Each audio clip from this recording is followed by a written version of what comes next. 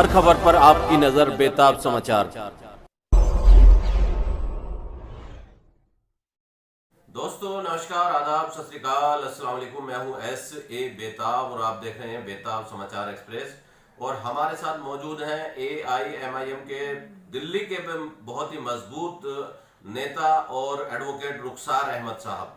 और चौहान बांगर जाफराबाद क्षेत्र में ये किसी परिचय के मोहताज नहीं है।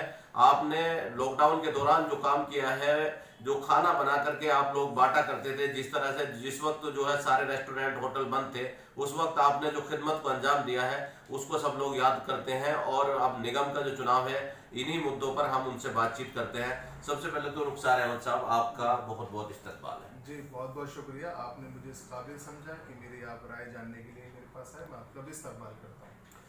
जिस तरह से AIMIM पार्टी दिल्ली में जो है निगम का चुनाव लड़ने जा रही है, तो आपकी क्या तैयारियां हैं? क्या दिल्ली में जहां आम आदमी पार्टी की सरकार चल रही है और केंद्र में मोदी की सरकार है और MCD में जो है लगातार कई चुनाव से बीजेपी की सरकार है MCD में, तो ऐसे में आप अपने आप को कहां समझते हैं, कैसे मुकाबला करेंगे?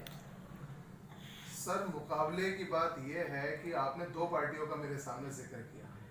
पहली पार्टी आम आदमी पार्टी, जिनके CM दिल्ली के अंदर है, और BJP जिनके 7 MP और PM भी उनका है। अच्छी बात है कि आपने इन बड़ी पार्टियों के साथ हमें मुकाबलेबाज समझा, तो इसका मतलब हम अपना वजूद पहले से ही रखते हैं। अब मैं आपको कुछ बातें बताना चाहता हूँ बेताब साहब। पहली चीज ये है कि मुसलमानों के मुद्दे और मसाइल तमाम कम्युनिटीज से अब बहुत ज्यादा मुख्तलिफ हो चुके हैं। और ये बात मैं नहीं कहता, ये सच्चर कमेटी की रिपोर्ट कहती है। आप मुस्लिम महल्लों के अंदर आइए, यहाँ पर आने के बाद ना तो मोहल्ला क्लिनिक काम कर रहा है, ना केजरीवाल सरकार के फ्री वादे काम कर रहे हैं, और शिक्षा के नाम पर आपने बिल्डिंग्स तो बना दी हैं, लेकिन शिक्षा का गिरता हुआ स्तर ना तो केजरीवाल रोक पा रहे हैं।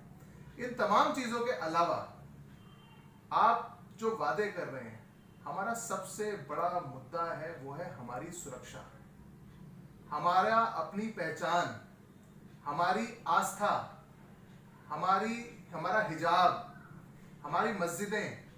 आप दिल्ली के अंदर दंगा हुआ, केजरीवाल एज ए CM बैठे हैं, 7 MP बैठे हैं बीजेपी सरकार के।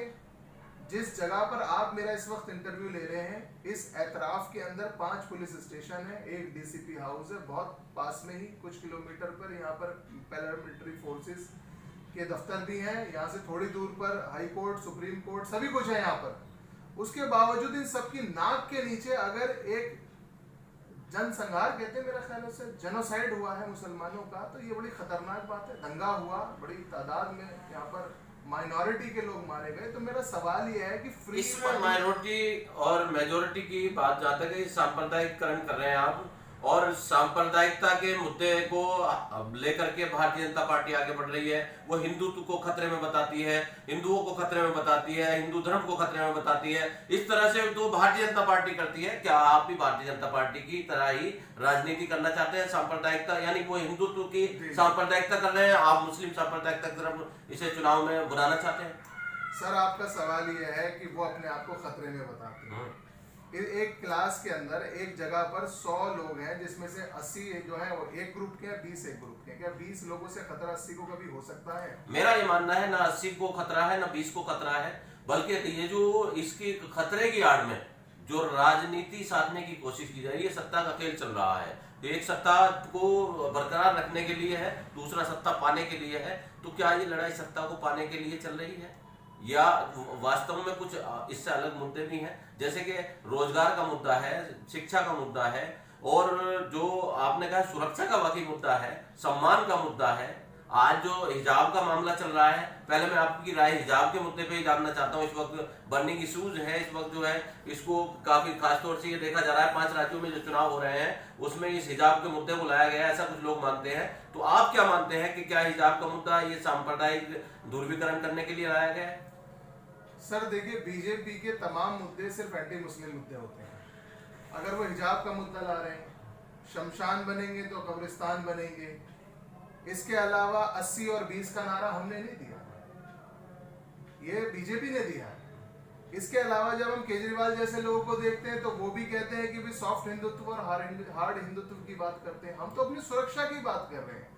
आप अगर नौकरियों की बात कर रहे हैं तो एक बच्चा जब वो सिलमपुर से निकलकर कनॉट प्लेस जाना चाहेगा नौकरी के लिए, नोएडा जाना चाहेगा, तो उसे डर है कि बीच में उसकी लिंचिंग हो सकती है। ये कहना है कि वो सिस्टम की लड़ाई है और सत्ता पाने की लड़ाई है, सत्ता को बरकरार रखने की लड़ाई है, और आप इसको जो हिंदू मुस्लिम की तरफ ले जा रहे हैं। सर मैं इसको बिल्कुल भी हिंदू मुस्लिम की तरफ नहीं ले जा रहा।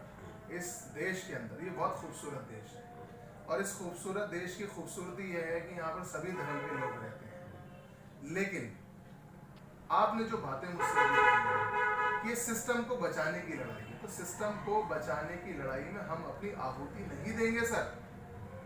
अगर यहाँ पर मैं ये कह रहा हूँ कि ये संविधान को बचाने की लड़ाई तो लड़िए आप जो सिस्टम है, सिस्टम में अगर गलत लोग आ गए हैं, संविधान ने जो राइट्स दिए हैं, हमें सबको राइट्स दिए हैं, तो उस संविधान को बचाने की लड़ाई क्यों नहीं लड़ रहे आप लोग? सर संविधान के नाम पर सिर्फ पूरे हिंदुस्तान में एक शख्स है जो संविधान हाथ में लेकर स्टेज पे लाखों लोगों से मुखातिब है, उसका नाम है बैरिस्टर असदुद्दीन ओवैसी। आप संविधान की बात करते हैं, बैरिस्टर साहब जब भी बात करते हैं तो संविधान के दायरे में बात करते हैं, और हम सबको बाबा साहब के बनाए हुए संविधान पे भरोसा है, और हमको हमारी सबकी जिम्मेदारी है कि उस संविधान को सुरक्षित रखें और उसको लोकतंत्र में लागू कराएं। तो आप लोग भी तो संविधान पे रहिए ना। सर हमने कौन सी ऐसी चीज है जो असंवैधानिक की है? हम तो सबसे ज्यादा संविधान का पाठ पढ़ा रहे हैं। एनआरसी कैंपों के अंदर जब हम खड़े थे तो संविधान लेके ही तो खड़े हुए थे ना सर जी। आज हम इलेक्शन लड़ रहे हैं यूपी के अंदर तो संविधान लेकर ही तो खड़े हुए हैं। आज हम अपने बच्चों को कॉलेज भेजने की बात कर रहे हैं, यूनिवर्सिटी भेजने की बात कर रहे हैं, तो वहां पे वो संविधान ही तो पढ़ेंगे। अब कर्नाटक हाईकोर्ट का एक अंतरिम आदेश आया है जो ड्रेस कोड जिन कॉलेजेस में लागू है केवल वहां के लिए ये कहा है, क्योंकि सब लोग अपना कोई भगवा पहन के जाए, कोई नीले कपड़े पहन के जाए, कोई उसका, तो वो एक अंतरिम आदेश है। हिजाब पे पाबंदी नहीं लगाई है, लेकिन ऐसा प्रदर्शित किया जा रहा है कि जैसे हिजाब पे पाबंदी लगा दी गई हो। तो आपका क्या मानना है और आपका क्या नजरिया है हिजाब के बारे में? सर एक तरफ इस देश के अंदर एक मजहब ऐसा भी है जिसमें बिना कपड़ों को पहने भी घूमने की आजादी है। एक मजहब ऐसा है जो अपने सर पर पग बांधते हैं, बहुत इज्जत के साथ वो अपनी जिंदगी गुजार रहे हैं। एक मजहब ऐसा है जो सिर्फ सफेद कपड़े पहनते हैं। एक मजहब ऐसा है जो अपने जिस्म को ढकना चाहता है। ये तो आज़ादी संविधान दे रहा है, लेकिन इस संविधान की बात वो लोग कर रहे हैं जो संविधान मानते ही नहीं है। आर्टिकल 19 जो है इस बात की गारंटी देता है, सबको अधिकार देता है, उसका जो रिलीजियस है, जो भी उसका धर्म है, वो अपने धर्म के अनुसार जो उसकी पहचान है उसको बरकरार रखे। 1992 में माइनॉरिटी कमीशन केवल इसीलिए बनाया गया था कि ताकि माइनॉरिटी के जो अधिकार हैं, उसकी जो तहजीब है, उसकी जो संस्कृति है, उसकी जो पहचान है, उसको बरकरार रखा जाए। तो जब भारत के अंदर माइनॉरिटी कमीशन बना हुआ है जो अल्पसंख्यकों की पहचान बचाने के लिए है, तो आखिर ये हिजाब के मामले पर अब माइनॉरिटी कमीशन क्यों नहीं बोल रहा है? सर माइनॉरिटी कमीशन बेसिकली जब जफरुल इस्लाम साहब थे, अभी वो माइनॉरिटी कमीशन के चेयरमैन थे, उन्होंने दिल्ली दंगों के ऊपर बहुत डिटेल में काम किया और दिल्ली दंगों की वो रूपरेखा निकाली जिसको सरकार छुपाना चाहते थे। आप देखिए जफरुल इस्लाम साहब के साथ क्या हुआ। उनके घर पर पुलिस आई, छापा मारने के लिए आई, उनको उठाने के लिए आई, उनकी एनजीओ की वो तफ्तीश की गई, जबरदस्ती उनके ऊपर एलिगेशंस लगाए। वो तो पब्लिक का सपोर्ट, जन समूह इतना अच्छा उनके साथ है कि उन्हें पब्लिक ने डिटेन होने नहीं दिया। तो अगर माइनॉरिटी कमीशन का चेयरमैन महफूज नहीं है, और इस वक्त जो माइनॉरिटी कमीशन के लोगों को बिठाया गया है वो इसलिए बिठाया गया कि पहली बार जफरुल इस्लाम साहब ने बताया माइनॉरिटी कमीशन की ताकत क्या है, और अब तो ऐसे लोगों को वहां पे बिठा दिया गया है जो उस आवाज उठा भी नहीं रहे। एक पेपर पे लिखकर अगर आपने सिर्फ किसी दफ्तर में हिजाब के बारे में या किसी में लिख दिया तो उससे काम नहीं बनता, आपको जमीन पर उसके लिए लड़ाई लड़नी पड़ेगी। सर मैं आपसे ये कह रहा हूँ कि माइनॉरिटी कमीशन के लोग खुद महफूज नहीं है। तो आप क्या कहना चाह रहे हैं कि यहाँ पर माइनॉरिटी के लोग जो है महफूज नहीं है, माइनॉरिटी सुरक्षित नहीं है? तो आप स्पष्ट करिए ना इस बात को कि भारत के अंदर माइनॉरिटी सुरक्षित नहीं है, माइनॉरिटी का नरसंहार, या आप जो कह रहे थे अभी माइनॉरिटी के लोगों की लिंचिंग की जाती है, तो आप इसको स्पष्ट करिए ना, ये आप क्या कहना चाहते हैं, आप स्पष्ट करें। सर जो मैं कहना चाहता हूँ वो रोज टीवी पर नजर आ रहा है। अभी धर्म संसद हो रही थी, उन धर्म संसदों के अंदर हजारों साधु संतों ने जो बातें कही हैं। आप मुझे बताइए कि क्या किसी लोकतांत्रिक देश के अंदर ये बातें कही जा सकती थी? तो आपको अधिकार है, माइनॉरिटी के लोग थाने में क्यों नहीं जाते, अदालत में क्यों नहीं जाते? अगर कोई इस तरह की बात करता है तो अदालतें खुली हुई हैं, थाने खुले हुए हैं, वहां जाएं, उनकी रिपोर्ट लिखाएं, उनके खिलाफ कानूनी कार्रवाई करें। जो संवैधानिक अधिकार है, जो कानूनी अधिकार है, उसका सहारा ले। जो अपने वकीलों की टीम है उसे लगाएं, और इस तरह से ऐसे लोगों के लिए अवरोध पैदा करें। काम तो कर नहीं रही मुस्लिम समाज की कौम, और मुस्लिम समाज का रोना रो देते हैं कि साहब हमें यहाँ भी दिक्कत हो रही है, वहां भी दिक्कत हो रही है, ये हो रहा है, वो हो रहा है। अरे धरातल पे काम तो करना पड़ेगा ना। मुस्लिम समाज के जो वकील बैठे हुए हैं वो क्या कर रहे हैं? वो क्यों नहीं जाते वहां रिपोर्ट दर्ज कराने के लिए? या मुस्लिम समाज के जो रहनुमा है, जो उलमा हजरात हैं, जो बड़े बड़ी संस्थाएं लिए बैठे हैं, वो क्या कर रहे हैं? सर आप मुझे थोड़ा सा अगर बोलने का मौका दें तो आपके एक सवाल में जो 10 सवाल हैं मैं उनको बहुत आसानी से एड्रेस कर जी। मुस्लिम समाज बहुत टैलेंटेड लोगों से भरा हुआ है। ये वही मुस्लिम समाज है सर जिसने ताजमहल बनाया, ये वही मुस्लिम समाज है जिसने लाल किला बनाया, ये वही मुस्लिम समाज है जिसने एपीजे अब्दुल कलाम दिया और जिसने भारत के अंदर परमाणु मिसाइल भी दी। अचानक ऐसा नहीं है कि मुस्लिम समाज के अंदर से ये सारा टैलेंट खत्म हो गया। प्रॉब्लम क्या है कि जो सियासी बेदारी मुसलमानों के पास होनी चाहिए वो नहीं है। हमारे फैसले हम नहीं लेते, हमारे फैसले पार्लियामेंट में ऐवान के अंदर लिए जाते हैं, और ऐवान में जो लोग फैसले ले रहे हैं वो मुस्लिम नुमाइंदे नहीं है। वो मुस्लिम जरूर है लेकिन वो किसी न किसी पार्टी से जुड़े हुए हैं। उनकी बात, उनको पहले अपने पार्टी का पक्ष रखना है, उसके बाद वो मुसलमानों का पक्ष रखते हैं। मैं आपसे बेताब साहब एक बात पूछना चाहता हूँ। दिल्ली के अंदर दंगे हुए, 5 एमएलए आम आदमी पार्टी के हैं। इन 5 एमएलए ने दिल्ली दंगों के अंदर ये कहां थे और इनके एरिया के अंदर दंगे हुए?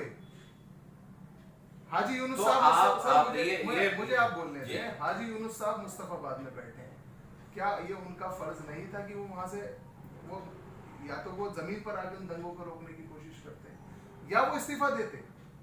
केजरीवाल साहब अगर एलजी के घर के आगे जाके खड़े हो गए उससे दंगे नहीं रुकते सर। एक सीएम अगर दंगों को नहीं रोक पा रहा है इसका मतलब है वो इनकैपेबल है, उसे रिजाइन दे देना चाहिए।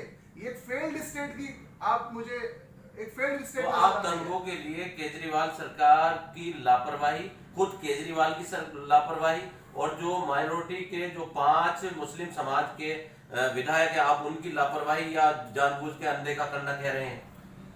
सर जितनी जिम्मेदारी इनकी है या जितनी जिम्मेदारी इनके ऊपर होनी चाहिए वो तो इन्हें लेनी पड़ेगी। पहली बार ऐसा हुआ है कि सवाल उठाने के लिए एमआईएम के लोग अब आ चुके हैं। आज हर एक वार्ड के अंदर एमआईएम का प्रवक्ता, एमआईएम का एक छोटा सा कार्यकर्ता बैठा हुआ है जो सवाल पूछेगा इनसे। ये बिल्कुल अनब्राइडल्ड नहीं जा सकते। हम पूछ रहे हैं सवाल और इन्हें सवाल देने भारी पड़ रहे हैं। हम इनसे पूछते हैं कि बताइए हमारे बच्चों का शिक्षा का गिरता हुआ स्तर क्यों है? बिल्डिंग तो बन गई, उसके बावजूद बच्चे क्यों नहीं पढ़ते? हम इनसे पूछ रहे हैं कि पानी के नाम पर और फ्री बिजली और पानी के नाम पर जो आप हमें बेवकूफ बना रहे हैं, हमारी जानों की हिफाजत कैसे करोगे? मैं जिस इलाके के अंदर बैठा हुआ हूँ ये चौहान मांगड़ जाफराबाद इलाका है, ठीक है सर। इस इलाके के 1 किलोमीटर के अतराफ में जाफराबाद पुलिस स्टेशन है, वेलकम पुलिस स्टेशन है, Seelampur police station, new Usmanpur, Shastri park police station. आपको 1 किलोमीटर किसी सिमत में भी चलेंगे तो ये 5 पुलिस स्टेशन आपको नजर आ जाएंगे। सर ये हमारे ही इलाके के चारों तरफ 5 पुलिस स्टेशन क्यों है? तो यहाँ से जो रहनुमा रहे हैं, अब तक कांग्रेस के रहनुमा हो, आम आदमी पार्टी के रहनुमा हो, ये तो उनसे सवाल किया जाना चाहिए। आप तो अभी तक जो है अनाज निगम में है, आप पहली बार लड़ने जा रहे हैं, तो क्या आप इन सब सवालों को लेकर के जनता के बीच जा रहे हैं? आपकी क्या तैयारी है? सर जनता तो इनसे पहले से परेशान है, ठीक है। जनता विकल्प ढूंढ रही थी, विकल्प एमआईएम का आ चुका है। ये सारे सवाल जनता ने हमें दिए हैं और हम जनता की आवाज बनकर आगे उठा रहे हैं आज कि हमारे यहाँ पुलिस स्टेशन खोलने के लिए जमीन मिल जाती है आपको, लेकिन आपको कब्रिस्तान, लड़कियों के जच्चा बच्चा के लिए हॉस्पिटल, आपको लड़कियों के लिए कॉलेज खोलने के लिए आपको जगह नहीं मिलती। चाहे आपको किराए पर लेकर पुलिस स्टेशन चलाना पड़े वो भी आपको जगह मिल जाएगी, लेकिन सरकार की सारी जमीनें यहाँ पे गिरवा दी गई, लेकिन लड़कियों के लिए डिग्री कॉलेज क्यों नहीं खुला? ये सवाल हम पूछ रहे हैं, ये जनता पूछ रही है। बेताब समाचार से बातचीत करने के लिए बहुत बहुत शुक्रिया। तो ये थे रुखसार अहमद साहब जो कह रहे हैं कि इलाके में थाने तो खोले जा रहे हैं लेकिन डिग्री कॉलेज, जच्चा बच्चा केंद्र और जो मुस्लिम इलाकों में जो सुविधाएं होनी चाहिए, कब्रिस्तान है, जो इस तरह की चीजें क्यों नहीं खुल रही हैं, तो ये अब जनप्रतिनिधियों से सवाल कर रही है AIMIM पार्टी, और आगामी जो निगम का चुनाव है उसमें चुनौती देने जा रही है AIMIM पार्टी। तो ये देख रहे थे आप जो है बेताब समाचार से ऐसे बेताब की रिपोर्ट।